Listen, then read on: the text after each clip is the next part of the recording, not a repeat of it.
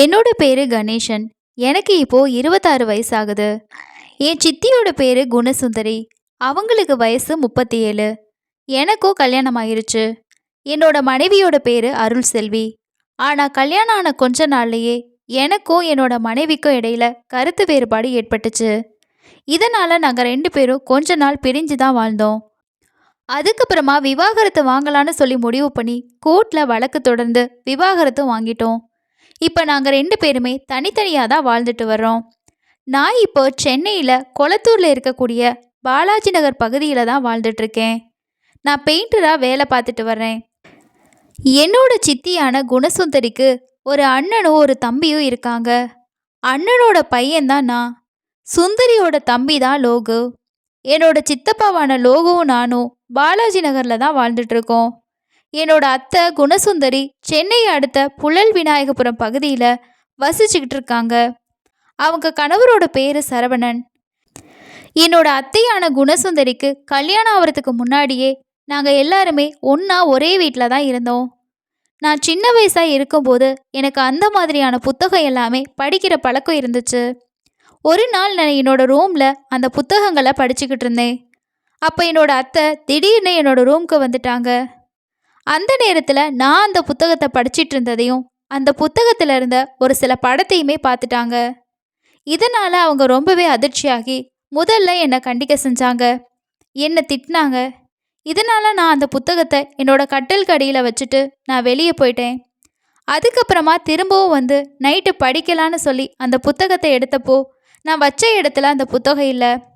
அப்போ தான் என்னோட அத்தை அந்த புத்தகத்தை எடுத்துட்டாங்கன்றது எனக்கு தெரிய வந்துச்சு. என்னால் அந்த மாதிரி புத்தகங்களை படிக்காமல் இருக்க முடியாது. அதனால் நான் திரும்பவும் அடுத்த நாள் போயிட்டு வேறு புத்தகங்களை வாங்கிட்டு வந்து படிச்சுக்கிட்டு இருந்தேன். மறுபடியும் நான் கட்டில் கடியில் வச்சுட்டு நான் விளையாட போயிட்டேன். நைட்டு வந்து பார்க்குறப்போ அந்த புத்தகம் அங்கே இல்லை. இதனால் என்னோட அத்தை தான் அந்த புத்தகத்தை எடுத்திருப்பாங்க.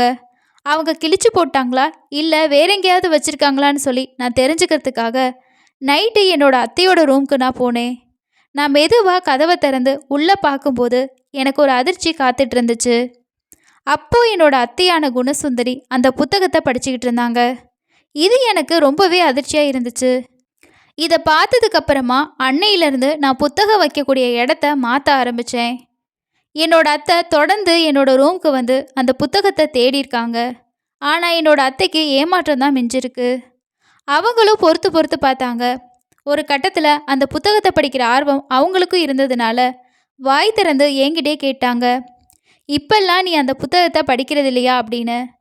நானும் இல்லை, நான் புத்தகத்தை படிக்க தான் செய்கிறேன், நீங்களும் அந்த புத்தகத்தை படிப்பீங்கன்னு எனக்கு தெரியும் அப்படின்னு சொன்னேன். இது என்னோட அத்தையான குணசுந்தரிக்கு ரொம்பவே அதிர்ச்சியாக இருந்துச்சு. இதுக்கப்புறமா நான் என்னோட அத்தைக்கிட்ட கேட்டேன், நீங்கள் கேட்டால் நான் புத்தகத்தை கொடுப்பேன், ஆனால் நான் வைக்கிற இடத்த மாற்றிட்டேன்னு சொன்னேன். அவங்களால அவங்களோட உணர்ச்சியை கட்டுப்படுத்த முடியல. வாய் திறந்து அவங்களே புத்தகம் வேணும்னு சொல்லி கேட்டுட்டாங்க. நானும் அதுக்கப்புறமா என்கிட்ட இருந்த புத்தகத்தை எல்லாத்தையுமே என்னோட அத்தையான குணசுந்தரி கிட்ட கொடுத்தேன். இப்படி நாங்கள் 2 பேரும் அந்த புத்தகத்தை மாறி மாறி படித்ததுனால எங்களுக்குள்ள ஒரு விபரீதமான ஒரு உறவும் ஏற்பட்டுச்சு.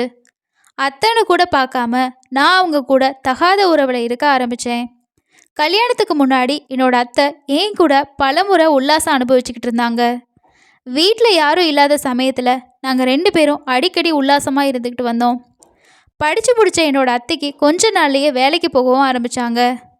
அவங்க வேலைக்கு போய்ட்டு சம்பாதிச்சதுக்கப்புறமா எனக்கு தேவையான பண உதவிகளையும் அவங்க அடிக்கடி செஞ்சுக்கிட்டு வந்தாங்க. எங்களோட தகாத உறவு தெரியாமல் என்னோட அப்பாவும் என்னோட சித்தப்பாவும் சேர்ந்து என்னோட அத்தையான குணசுந்தரியை சென்னையில் புழல் பக்கத்தில் இருக்கக்கூடிய சரவணனுக்கு கல்யாணம் பண்ணி வச்சுட்டாங்க. கல்யாணம் ஆனதுக்கு அப்புறமா என்னோட அத்தை எப்பையெல்லாம் எங்கள் வீட்டுக்கு வர்றாங்களோ அப்பையெல்லாம் என்னோட வீட்டில் எல்லாருமே தூங்கினதுக்கு அப்புறமா நானும் என்னோட அத்தையும் தனிமையில் உல்லாசமாக இருந்துக்கிட்டு வந்தோம். இது எப்பயாவது ஒரு நாள் தான் நடக்கும். அதுக்கப்புறமா எனக்கும் கல்யாணம் ஆகிருச்சு. நானும் என்னோட மனைவி கூட தனியாக குடித்தனம் நடத்த ஆரம்பித்தேன். அதுக்கப்புறமா நானும் என்னோட அத்தையான குணசுந்தரியும் வீட்டில் உல்லாசமாக இருக்கிறத விட்டுட்டு யாருக்கும் தெரியாமல் லாட்ஜில் ரூம் எடுத்து எங்களோட உடல் தேவையை நாங்கள் பூர்த்தி செஞ்சுக்கிட்டு வந்தோம். எங்களோட தகாத உறவு வேறு யாருக்கும் தெரியாது. அந்த நேரத்தில் கூட என்னோட அத்தை அப்பப்போ எனக்கு தேவையான பணத்தை கொடுத்து எனக்கு உதவி செஞ்சுக்கிட்டு வந்தாங்க. என்னோட அத்தை கூப்பிடுறப்பெல்லாம் அவங்க கூட லாட்ஜில் ரூம் எடுத்து அவங்களோட உடல் சுகத்தை கொடுத்துட்டு எனக்கு தேவையான பணத்தை அவங்க கிட்ட இருந்து வாங்கிட்டு வந்தேன். ஒரு கட்டத்தில் எனக்கும் என்னோட மனைவிக்கும் கருத்து வேறுபாடு ஏற்பட்டுச்சு. அவளும் என்னை விட்டு பிரிஞ்சு போயிட்டா. அதுக்கப்புறமா என்னோட அத்தை என்னை பார்க்க வர்றது போல என்னோட வீட்டுக்கு வந்து என்னோட உல்லாசமாக இருந்துட்டு போவாங்க. இப்படியே நாட்கள் போய்கிட்டே இருந்துச்சு. திடீர்னு ஒரு நாள் என்னோட சித்தப்பாவான லோகு இறந்துட்டாரு. என்னோட சித்தப்பா நான் வசிக்கக்கூடிய கொளத்தூர் பகுதியில் தான் வாழ்ந்துட்டு வந்தார். என்னோட சித்தப்பா இறந்ததுக்கு அப்புறமா என்னோட சித்தி மட்டும்தான் வீட்டில் தனியாக வசிச்சிட்டு இருந்தாங்க. இதனால் அவங்களுக்கு ஏதாவது உதவி தேவைப்படும்னு சொல்லி நானும் அடிக்கடி என்னோட சித்தியோட வீட்டுக்கு போயிட்டு வந்தேன். இப்படி நான் அடிக்கடி என்னோட சித்தியோட வீட்டுக்கு போயிட்டு வர்றப்ப தான் எனக்கும் சித்திக்கும் இடையில பழக்கம் ஏற்பட்டுச்சு. இது நாளாக நாளாக எங்களுக்குள்ள ஒரு தகாத உறவாகவும் மாறிச்சு. இதனால் நானும் சித்தியும் உல்லாசமாக இருக்க ஆரம்பித்தோம். மனைவியை பிரிஞ்சனா எப்பயாவது ஒரு முறை என்னோட அத்தையான குணசுந்தரிக்கிட்டையும் என்னோட ஏரியாவில் இருக்க என்னோட வீட்டுக்கு பக்கத்தில் இருக்க சித்தி கூடையும் டெய்லியும் உல்லாசம் அனுபவிச்சுட்டு வந்தேன். இப்படியே நாட்கள் போய்கிட்டே இருந்துச்சு. இப்படி நான் அடிக்கடி சித்தியோட வீட்டுக்கு போகிறதும் சித்தியோட வீட்டிலையே தங்கி இருக்கிறதும் எப்படியோ என்னோட அத்தையான குணசுந்தரிக்கு தெரிய வந்துச்சு. அதுக்கப்புறமா என்னோட அத்தையான குணசுந்தரிக்கு நானும் சித்தியும் டெய்லியும் உல்லாசமாக இருக்க விஷயமும் தெரிய வந்துருச்சு. எனக்கும் அவங்களுக்கும் தகாத உறவு இருக்கிறது தெரிஞ்சதும் அவங்க ரொம்பவே ஷாக் ஆகிட்டாங்க. இதனால் என்னோட அத்தையான குணசுந்தரி நான் என் சித்தி கூட தகாத உறவு வச்சிருக்க கூடாதுன்னு சொல்லி என்னை கண்டிக்க ஆரம்பித்தாங்க. அவங்க கூட மட்டும்தான் உறவை தொடரணும்னு சொல்லியும் சொன்னாங்க.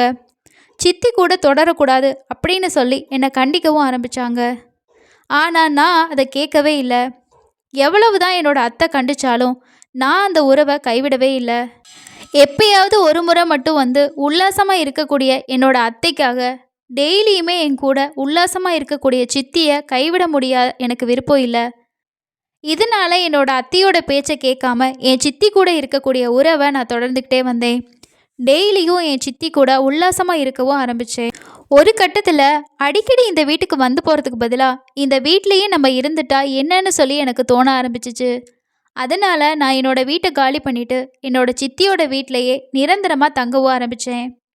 நான் என்னோட சித்தி வீட்டில் தங்குறது அக்கம் பக்கத்தில் உள்ள யாருக்குமே சந்தேகத்தை ஏற்படுத்தலை. சித்தி தனியாக இருக்கனால அவங்களுக்கு துணையாக தங்கியிருப்பா அப்படின்னு சொல்லி தான் எல்லாருமே நினச்சாங்க. ஆனால் எங்களுக்குள்ளே இருக்கக்கூடிய உறவு எங்களுக்கு மட்டும்தான் தெரியும்.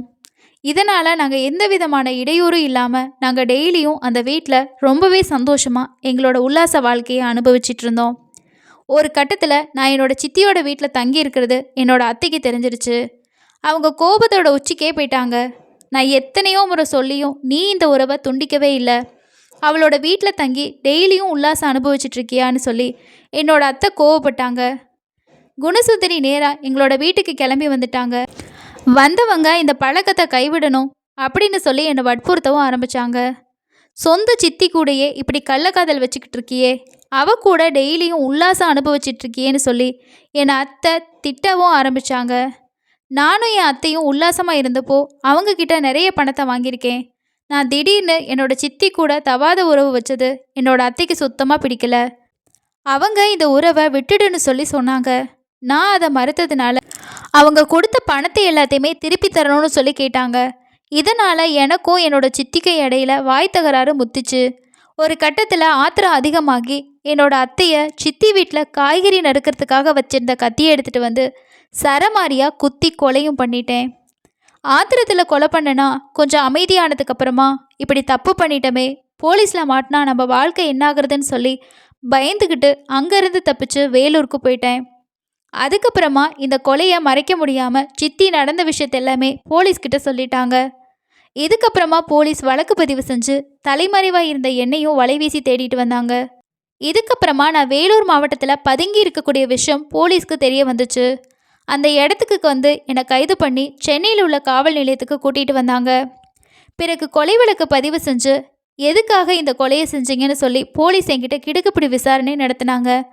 அப்போ தான் நான் போலீஸ்கிட்ட எனக்கும் அத்தைக்கும் இருந்த தகாத உறவு இருந்துச்சு. அதுக்கப்புறமா என்னோட சித்தப்பா இறந்ததும் சித்தி கூட இந்த தகாத உறவு எனக்கு ஏற்பட்டுச்சு. இந்த உறவை விட்டுற சொல்லி அவங்க கண்டிச்சாங்க. இதனால் எனக்கும் அவங்களுக்கும் கடுமையான வாக்குவாதம் ஏற்பட்டுச்சு. ஒரு கட்டத்தில் கைகலப்பாகவும் மாறிச்சு. இதனால தான் நான் கத்தி எடுத்து என்னோட அத்தையை குத்தி கொலை பண்ணேன்னு சொல்லி சொன்னேன். இந்த விஷயம் வெளியில் தெரிஞ்சா நான் மாட்டிக்குவேன்னு சொல்லி தான் தலைமறைவாக இருந்தேன்னு சொல்லி போலீஸ்கிட்ட வாக்குமூலமாக சொன்னேன். என்னோட வாக்குமூலத்தை கேட்ட போலீஸ் என்னை கோர்ட்டில் ஆஜர்படுத்தி சிறையில் அடைச்சாங்க. இதுக்கப்புறமா இந்த கேஸ் தொடர்பான விசாரணை தொடர்ந்து நடந்துக்கிட்டே இருந்துச்சு. இதில் தான் இதுக்கான தீர்ப்பும் வழங்கப்பட்டுச்சு. கணேசனான எனக்கும் அத்தையான குணசுந்தரியை கொலை செஞ்ச குற்றத்துக்காக காவல்துறை சந்தேகத்துக்கு இடமின்றி இது நிரூபிக்கப்பட்டதுனால ஆயுள் தண்டனையும் 10,000 ரூபாய் அபராதமும் விதித்து நீதிபதி ஒரு அதிரடியான தீர்ப்பை வழங்கியிருக்காங்க. அறியாத வயசில் எனக்கு ஏற்பட்ட இந்த உடல் தேவை அப்படிங்கிற விஷயம் என்னோட அத்தை அவங்களுக்கு சாதகமாக பயன்படுத்திக்கிட்டாங்க. நாளாக இந்த விஷயத்துக்கு நான் அடிமையாகிட்டேன். ஒரு கட்டத்தில் அதை விட முடியாது அப்படிங்கும் போது என்னோட சித்தி கூடையும் அந்த தவறான உறவு ஏற்பட்டுச்சு. என்னோட அத்தையை கொலை பண்ண வழக்கில் எனக்கான ஆயுள் தண்டனையான நாட்களை நான் இப்போ கழிச்சுக்கிட்டு சிறையில் கம்பி எண்ணிட்டுருக்கேன். இந்த சம்பவம் பற்றி நீங்கள் என்ன நினைக்கிறீங்கன்னு சொல்லிட்டு கீழே இருக்கக்கூடிய கமெண்ட் செக்ஷனில் ஷேர் பண்ணுங்கள். இது போன்ற நிறைய உடல் தேவைகளுக்கான தவறான உறவுகள் எல்லாமே ஏதாவது ஒரு கொலையில் தான் முடியுது அப்படிங்கிறது நம்ம நிறைய சம்பவங்களில் பார்த்துருக்கோம். அடுத்த இன்னொரு வீடியோவில் சந்திக்கலாம். நன்றி.